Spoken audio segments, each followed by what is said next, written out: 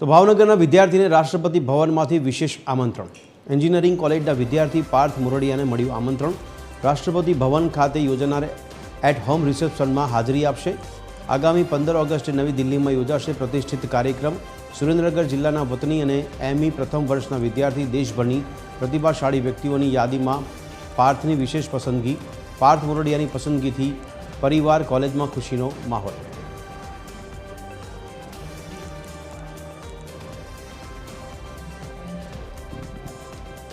15મી ઓગસ્ટે રાષ્ટ્રપતિ ભવન ખાતે આયોજિત એટ હોમ રિસેપ્શન કાર્યક્રમનું આમંત્રણ માનનીય રાષ્ટ્રપતિજી દ્વારા મને મળવું એ મારા માટે, મારા પરિવાર માટે અને મારા સમગ્ર જિલ્લા માટે અને ખાસ મારા કોલેજ માટે ખૂબ જ ગર્વની અનુભૂતિ છે।